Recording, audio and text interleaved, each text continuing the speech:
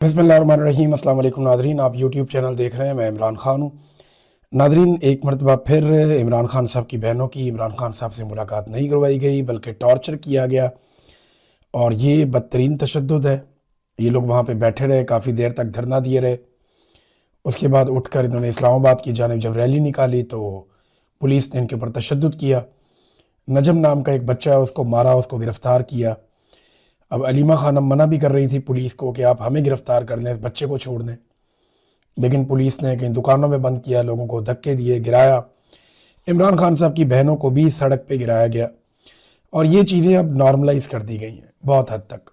यानी पहले होता था, बड़ा रोला पड़ता था, शोर मचता था पाकिस्तान में, लोग इसकी मजम्मत करते थे, लेकिन अब मजम्मत भी नहीं करते। कि ठीक है, इमरान खान साबिक वज़ीर आज़म है, उसकी बहनें आती हैं, बेशक उनकी उम्र 70 साल से ज़्यादा है, लेकिन मारो कोई बात नहीं। क्योंकि ऐसा दिखाई देता है कि आसिम मुनीर साहब की नज़र में जो इज़्ज़तदार ख़वातीन हैं वो सिर्फ मरीम नवाज़ हैं, बख्तावर है, या उनकी अपनी फैमिली की ख़वातीन हैं, या इज़्ज़तदार जरदारी की बेटियां, नवाज शरीफ की बेटियां। ये ख़ानदान उनके लिए इज़्ज़तदार है, बाकी लोग इज़्ज़तदार नहीं हैं। इमरान खान साहब की बहनें हो, बीवी हो, रिश्तेदार हो, पाकिस्तान की दीगर ख़वातीन हो, मिडिल क्लास फैमिलीज बहुत सारी आती हैं, इनको मारो, कुटो, जलील करो। यानी जिसके अंदर भी थोड़ा सा कौम का एहसास है, यार जो इमरान खान के साथ है, उसको तो ना ये खातून मानते हैं ना ये कुछ और मानते हैं, उसके ऊपर जुल्म करते हैं, बर्बरियत करते हैं। तो ख़वातीन सिर्फ इन्हीं के घरों में रहती हैं और कहीं नहीं रहती। इमरान खान साहब की बहनों पे फिर से तशद्दुद हुआ, उन्हें सड़क पे गिराया गया। तहरीक तहफ़्फ़ुज़ आईन पाकिस्तान ने मज़म्मती बयान जारी किया और पीटीआई ने भी किया, जैसा कि हर मरतबा किया जाता है। तहरीक इंसाफ ने कहा कि पुलिस की जानिब से रावलपिंडी में होने वाली बदतरीन फस्तायत और तशद्दुद की मजम्मत करते हैं। आज इमरान खान से उनके अहल खाना और वकला की मुलाकात का दिन था, नहीं करवाई गई मुलाकात। आखिरी मुलाकात को तकरीबन 50 दिन गुजर गए हैं। खुली अदालती अहकामात की और इंसानी और इखलाकी और कानूनी रवायात की मुसलसल खिलाफ वर्जी हो रही है। मुलाकात रोकने के इस गैर आइनी इकदाम के बाद इमरान खान की बहनों और अवाम ने धरना ख़त्म करके रावलपिंडी में एक मुकम्मल तौर पर पुरअमन रैली निकाली। मगर पंजाब पुलिस ने सब्र, कानून और शाइस्तगी का मुजाहरा करने की बजाय हमेशा की तरह तशद्दुद और जबर का रास्ता इख्तियार किया। बिला इश्तिहार लाठीचार्ज किया, वहशियाना तशद्दुद किया। इमरान खान की बहनों के साथ साथ सूबाई वजीर मीना खान अफरीदी और कौमी असम्बली में पाकिस्तान तहरीक इंसाफ के पार्लिमानी लीडर शाहिद खटक को एक दुकान के अंदर बंद करने की कोशिश की गई, जो पंजाब हुकूमत की पुलिस की खुली गुंडागर्दी का एक और सबूत है। इस तशद्दुद के नतीजे में दर्जनों कारकुन जख्मी हुए, कई वर्कर्स को गिरफ्तार किया गया, कम उम्र बच्चों को भी हिरासत में लिया गया, जो किसी महज़ब और जमहूरी मुआशरे में नहीं होता। गाड़ियों को भी नुकसान पहुंचाया गया। और पंजाब हुकूमत का जो रवैया है वो गैर जमहूरी है, जबर और तशद्दुद के ज़रिए अवाम की आवाज़ को दबाने के नाकाम हथकंडे हैं। इमरान खान के अहले खाना और वकला से मुलाकातों को रोकना ये गैर कानूनी है और गैर इंसानी इक़दामात हैं। इसकी मुकम्मल जिम्मेदारी पंजाब हुकूमत और पंजाब पुलिस पर आयद होती है और उन्हें इसका जवाब देना होगा। पीटीआई ने जिम्मेदारी डाल दी पंजाब हुकूमत की और पंजाब पुलिस की। हालांकि पीटीआई अच्छी तरह जानती है कि इनकी टके की औकात नहीं। जो लोग ये कर रहे हैं वो लोग ये कर रहे हैं और वो हमेशा से ये करते आए।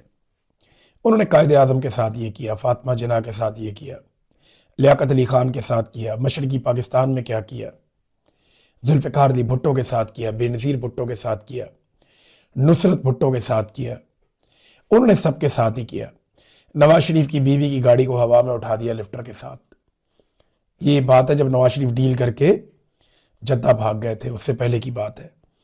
तो ये हमेशा से वही लोग करते हैं, एस्टेब्लिशमेंट ही करती है। तहरीक तहफ़्फ़ुज़ आईन पाकिस्तान ने भी इसी तरह का एक मजम्मती बयान जारी किया है और उन्होंने अपील की सिविल सोसाइटी से, मीडिया से और जमहूरी क़ुव्वतों से कि वो आइन की बालादस्ती और अदलिया की खुद मुख्तारी के लिए अपनी आवाज़ को बुलंद करें। ये आ गई तहरीक तहफ़्फ़ुज़ आईन पाकिस्तान का भी बयान। तो ये मामला है और लगातार है, इसमें कोई तब्दीली नहीं आ रही। जबकि ऑपरेशन जो है वो खैबर पख्तूनख्वा में ज़बरदस्ती वफाकी हुकूमत जारी रखे हुए। अब हो ये रहा है कि इन्हें लगता था कि पाकिस्तान तहरीक इंसाफ को ये बर्बाद कर देंगे ऑपरेशन के नतीजे में, लेकिन जिन जिन लोगों को ان کے گھروں سے ان کے علاقوں سے بے دخل کیا جا رہا ہے۔ رستے میں پاکستان تحریک انصاف کے ایم این ایز اور ایم پی ایز کھڑے ہو کر انہیں روکتے ہیں، ان سے پوچھتے ہیں، ان کے حالات دریافت کرتے ہیں اور انہیں اپنی حمایت کی یقین دہانی کرواتے ہیں۔ تو وہ جو ایک بیانیہ یہ بنا رہے تھے، کوشش کر رہے تھے کہ لوگوں کو رسوا کریں گے اور پاکستان تحریک انصاف پہ ڈال دیں گے، وہ یہ کر نہیں پائے۔ ڈاکٹر امجد نے اور کچھ اور دیگر لوگوں نے ایک نقطہ اٹھایا، نقطہ غلط نہیں ہے، دیکھیں یہ لاجیکل اینڈ پہ اگر آپ دیکھیں تو یہ بات کرنا تو خطرناک ہے کہ دہشت گرد صرف قبائلی علاقوں میں آ کے لوگوں کو کیوں مارتے ہیں، شہروں میں کیوں نہیں جاتے؟ یعنی نارملی یہ جو دہشت گرد لوگ ہیں یہ اپنے آپ کو اسلام کے ساتھ جوڑتے ہیں نا، یہ کہتے ہیں ہم اسلام لے کر آنا چاہتے ہیں، تحریک طالبان پاکستان یا تحریک طالبان افغانستان، تو ایکچولی تو یہ اسلام پسند لوگ ہیں نا، تو یہ اسلام کے ساتھ جوڑنا چاہتے ہیں۔ انہوں نے سوال یہ اٹھایا کہ یہ لوگ کہتے ہیں کہ ہم اسلام کے لیے لڑ رہے ہیں، لیکن یہ حملے ان لوگوں پہ کیوں نہیں کرتے جو غیر اسلامی حرکتیں کر رہے ہیں؟ ایک ٹیکنیکلی ایک سوال اٹھایا اور لاجک اسے مانتی بھی ہے، بے شمار ایسی پارٹیاں ہوتی ہیں، ایسی دعوتیں ہوتی ہیں، لیکن وہاں پہ کبھی بھی کسی قسم کا کوئی دہشت گردی کا حملہ نہیں ہوتا، ہونا بھی نہیں چاہیے۔ میں اس کے حق میں ہوں کہ کہیں بھی دہشت گردی کا کوئی بھی حملہ نہیں ہونا چاہیے، لیکن وہ لوگ یہ سوال پوچھتے ہیں کہ ہم قبائلی لوگ جو اسلام کے عین مطابق زندگی گزارتے ہیں، یہاں پہ ہی مسلح دہشت گرد کیوں آ جاتے ہیں؟ اور پھر جب آپریشن ہوتا ہے تو نہ فوج کو نقصان ہوتا ہے نہ دہشت گردوں کا نقصان ہوتا ہے، نقصان مقامی آبادی کا ہو جاتا ہے، یہ کیوں ہو رہا ہے؟ تو اس کا سادہ جواب جو ہے، جو مقامی لوگ بتاتے ہیں، وہ یہ کہتے ہیں کہ جہاں جہاں پہ معدنیات ہیں وہاں پہ پہلے دہشت گرد لائے جاتے ہیں، پھر ان کو وہاں پہ قبضہ کروایا جاتا ہے، پھر ان دہشت گردوں کو مارنے کے لیے فورسز آتی ہیں، پھر وہ بھی اپنے علاقوں میں قبضہ کرتی ہیں، پھر دونوں طرف کے لوگ مقامی لوگوں کا نقصان کرتے ہیں، اور پھر ان دونوں کی لڑائی کے لیے میدان خالی کیا جاتا ہے اور مقامی لوگ یہ علاقہ چھوڑ کر چلے جاتے ہیں۔ پھر مقامی لوگوں کو واپس کبھی بھی ان کے علاقوں میں صحیح طرح بسنے نہیں دیا جاتا۔ اگر لوگ واپس آ بھی جائیں تو وہاں پہ بہت بڑے بڑے کنٹونمنٹس بن گئے ہوتے ہیں، ایسے علاقے جہاں پہ پہلے کبھی بھی فوج نہیں تھی لیکن فوج کی بڑی بڑی چھاونیاں بن جاتی ہیں۔ سوات میں آپ دیکھیں نا کتنے بڑے پیمانے پہ بن گئی ہیں، اور بہت سارے علاقوں میں آپ دیکھیں جہاں ماضی میں چھاونیاں نہیں تھیں لیکن اب وہاں پہ کنٹونمنٹس موجود ہیں، اور یہ آپریشنز کے بعد ہوا۔ فوج یہ کہتی ہے کہ یہ بہت ضروری ہے، وہ اس لیے کہ یہاں پہ دیر پا امن قائم کرنا ہے۔ مقامی لوگ یہ کہتے ہیں کہ کنٹونمنٹس بننے کے بعد ہمارے وسائل کے اوپر سے ہمارا کنٹرول کم ہو جاتا ہے، اور کنٹرول جو ہے وہ فوج کے پاس چلا جاتا ہے۔ یہ وہ پھڈا ہے جو مقامی لوگوں کے دماغ میں گھس گیا ہے، یہ بات ان کے دماغ سے نکلتی نہیں، انہیں لگتا ہے کہ لڑائی ان کے وسائل پہ قبضے کے لیے اور کوئی بات نہیں ہے۔ ناظرین، ایمان مزاری صاحبہ اور ہادی علی چٹھا صاحب، انہوں نے ساری رات گزاری جو بار کے صدر کے چیمبر میں، یہ ان کے دفتر میں بیٹھے رہے ساری رات، کچھ صحافی اور دیگر ایکٹیوسٹ بھی وہاں پہ موجود تھے۔ اب یہ دیکھنا پڑے گا کہ وہ کب تک اپنی گرفتاری کو اوائڈ کر سکتے ہیں، یعنی انہیں گرفتار کرنے کا ریاست نے فیصلہ تو کر لیا ہے، ملٹری اسٹیبلشمنٹ یہ طے کر چکی ہے کہ جیسے بشرا بی بی کو، یاسمین راشد صاحبہ کو، مارنگ بلوچ صاحبہ کو، بیبو بلوچ صاحبہ کو، جیسے سنم جاوید کو، فلک جاوید کو انہوں نے قید کر کے بند کر کے رکھا ہوا ہے۔ ملٹری اسٹیبلشمنٹ یہ فیصلہ کر چکی ہے کہ بالکل ویسے ہی وہ اب ایمان مزاری کو بھی جیل میں بند کر کے رکھیں گے اور ان کے لیے بھی حالات کو اتنا ہی سخت کر دیں گے۔ اب اس کے لیے آواز سب کو اٹھانی چاہیے۔ دیکھیں، اگر آپ آواز نہیں اٹھائیں گے نا تو میں ایک بات کہتا ہوں کہ باری باری سب کی باری، یہ آگ کل آپ کے گھر تک آئے گی۔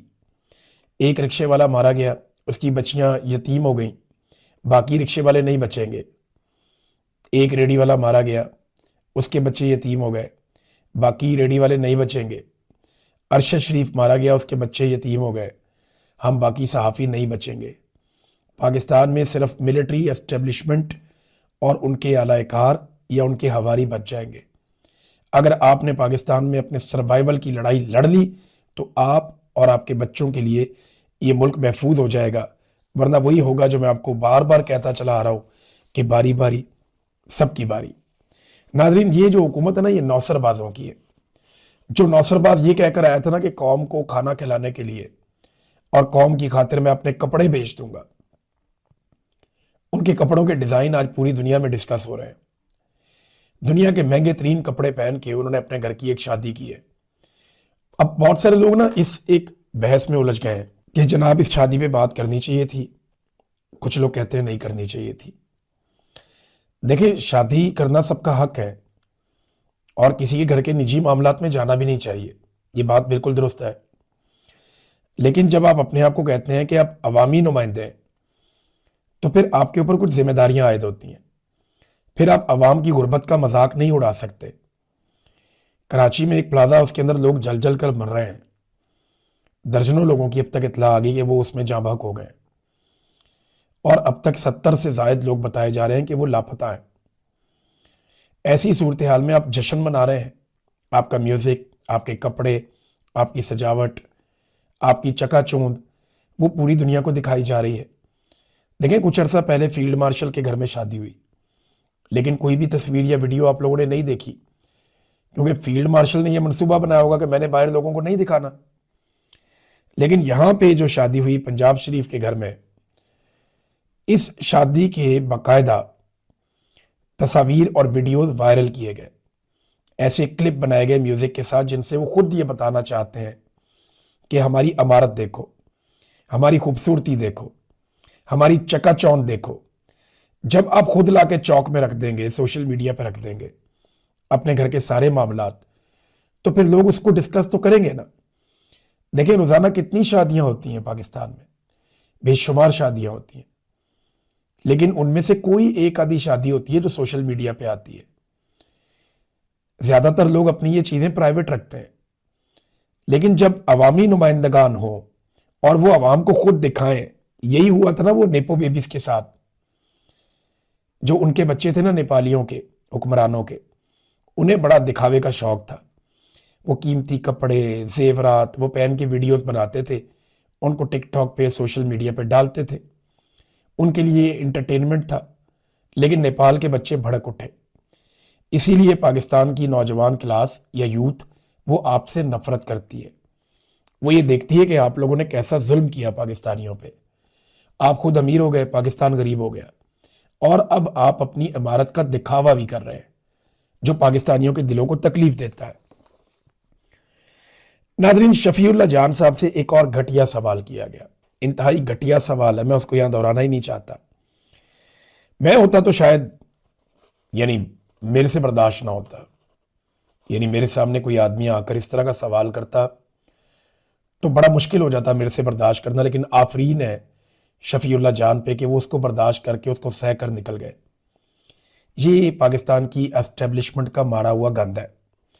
جب سے اسٹیبلشمنٹ نے ڈیجیٹل میڈیا کے اپنے پلیٹ فارمز بنائے ہیں، تب سے لے کر اب تک ہمیں ہر طرف سوشل میڈیا پہ گند ہی گند نظر آ رہا ہے. ہر طرف گالم گلوچ، غلاظت، کوڑا کرکٹ. یہ سوالات کبھی بھی صحافی نہیں کر سکتے تھے، لیکن اب ایسے گھٹیا ترین سوالات ہو رہے ہیں. ایسے سوالات کا سب سے بہترین جواب یہ ہے کہ آپ اسے دیکھیں اور شکریہ ادا کر کے نکل جائیں، تاکہ یہ لوگ مزید گندے ہوں، مزید ایکسپوز ہوں. کیا ایسا سوال کوئی D G I S P R سے کر سکتا ہے؟ کیا ایسا سوال کوئی مریم نواز سے کر سکتا ہے؟ کیا کسی اور سے ایسا سوال پوچھا جا سکتا ہے؟ یہ انتہائی گھٹیا اور غلیظ حرکت ہے، اور اس طرح کا جو ٹرینڈ ہے اس کو پروان چڑھایا پاکستان میں پاکستان کی اسٹیبلشمنٹ نے اور نون لیگ نے خاص طور پہ. تو یہ بڑی زیادتی ہے. صحافیوں کو بھی چاہیے کہ ایسے لوگوں کو اپنے سے دور رکھیں، یا ایسے صحافیوں کو اپنے بیچ میں کھڑا ہی نہ ہونے دیں، آنے ہی نہ دیں، اور ان کی حوصلہ شکنی کریں، کیونکہ یہ صحافت کو گندا کر دیتے ہیں. ایسا کچھ ہوتا ہے تو مجھے شرمندگی ہوتی ہے، آپ کو بھی ہوتی ہوگی جو صحافی سن رہے ہیں. تو آپ ان سے اپنے آپ کو دور کریں، ایسے لوگوں سے.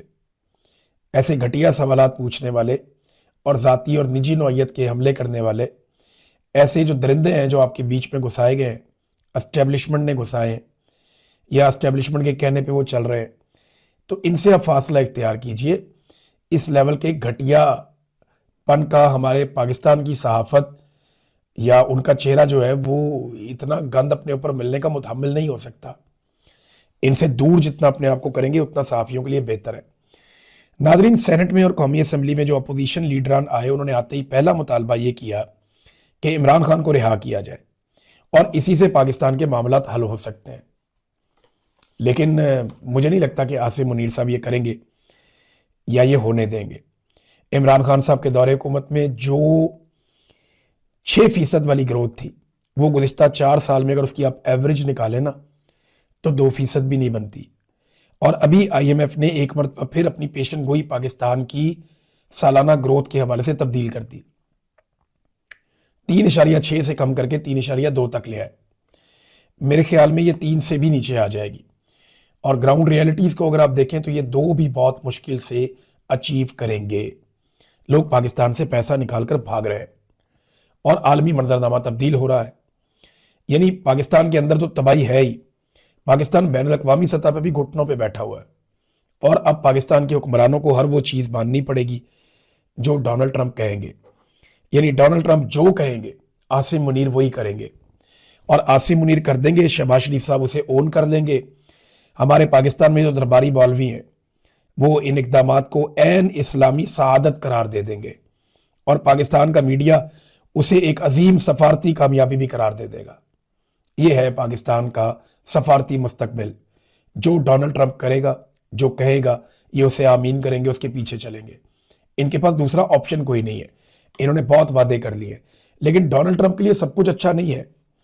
देखिए, 2 मुसलमान ममालिक ने ये किया है अभी कि उन्होंने ट्रंप का जो बोर्ड ऑफ पीस है उसे ज्वाइन कर लिया, जिनमें एक UAE है और जो दूसरा मुल्क है वो उसके अंदर बहरीन है। याद रखिए, दोनों ममालिक जो है वो 2020 में 2021 में ये अब्राहम अकॉर्ड पे दस्तखत कर चुके हैं। 2020 में ये पहले से इसराइल को तस्लीम कर चुके हैं, UAE भी और बहरीन भी। तो इनके ताल्लुकात अच्छे हैं और इन्होंने डोनाल्ड ट्रंप के बोर्ड ऑफ पीस जो है उसको ज्वाइन भी कर लिया है। ये इब्राहिम अकॉर्ड पे पहले दस्तखत कर चुके हैं। एक और बड़ी अजीब चीज़ मैं आपको बताता हूँ। आप अंदाज़ा कीजिए कि फौजी फाउंडेशन के पार्टनर है अब UAE। फौजी फाउंडेशन पाकिस्तान की फ़ौज का एक इदारा है, बड़ा कामयाब इदारा है। इसमें पार्टनरशिप मिली है, इसके शेयर्स दिए गए हैं UAE को, और UAE भारत के साथ दिफाई मुआहदे भी कर रहा है। यानी कैसा अजीब नहीं लगता आपको कि पाकिस्तानी फ़ौज के पार्टनर्स भारत के साथ दिफाई मुआहदा कर रहे हैं? सुनने में अजीब लगता है ना, लेकिन ये आज की रियलिटी है। आपको ये फेस करना पड़ेगा। वजह यह है कि इमरान खान के खौफ ने इन्हें हर दर पे सजदा करने पे मजबूर कर दिया। पाकिस्तान की इकॉनमी को इतना बर्बाद कर दिया कि अब आपको दुनिया की बातें माननी पड़ेंगी। देखिए, जो गैर मुस्लिम ममालिक हैं वो खड़े हो गए, वो डट गए। उन्होंने कहा जी हम नहीं मानते। डोनाल्ड ट्रंप के खिलाफ वो खड़े हो गए और उन्होंने कहा जी नहीं, हम ये बोर्ड ऑफ पीस का ज़बरदस्ती आप हमें रुकन बना रहे हैं, हम नहीं बनते। इसके ऊपर इनकार किया बहुत सारे लोगों ने। ये मेरे सामने बहुत सारी डिटेल है, लोगों ने बड़े सख्त अल्फाज बोले हैं। यहाँ सर्बिया के सदर जो है अलेक्जेंडर, उन्होंने यूरोप में खिताब किया। ये वर्ल्ड इकोनॉमिक फोरम एक चल रहा है इजलास उसका। उन्होंने कहा हम एक ऐसी दुनिया का मुशाहिदा कर रहे हैं जहाँ अब कोई उसूल और कोई ज़ाब्ता बाकी नहीं रहा। बड़ी मछलियाँ छोटी मछलियों को खा रही हैं और अब वो इस बात पे कुछ छुपाने की कोशिश भी नहीं करते इस बात को। हमारे पास 2 रास्ते हैं, या तो नई सल्तनतों के जमूरे बन जाएं, उनमें शामिल हो जाएं, या फिर अपनी खुद मुख्तारी और आज़ादी की हिफाजत करें। दुनिया में आज से पहले अमन इतना कभी कम नहीं था जितना आज कम है। दूसरी जंग अजीम के बाद सबसे ज़्यादा बुरा साल गुज़िश्ता साल यानी 2025 था। ये साल उससे भी बुरा होगा और अगला साल उससे भी बदतर होगा। फिर इसके बाद जनाब दीगर जो आलमी रहनुमा है उन्होंने भी बातचीत की।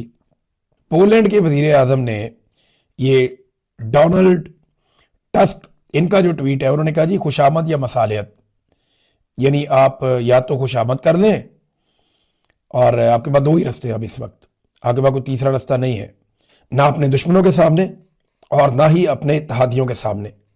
खुशामद का मतलब कोई नतीजा नहीं, इसमें सिर्फ जिल्लत है। और इस वक्त यूरोपी जारे मिजाजी और खुद एतमादी वक्त की ज़रूरत बन चुकी है। यानी वो कह रहे हैं कि हमें थोड़ा सा फ्रंट फुट पे आना पड़ेगा, जारहाना होना पड़ेगा।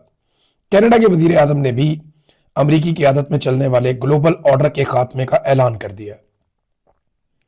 ये वो ममालिक हैं जो हमेशा से अमेरिका के साथ खड़े थे।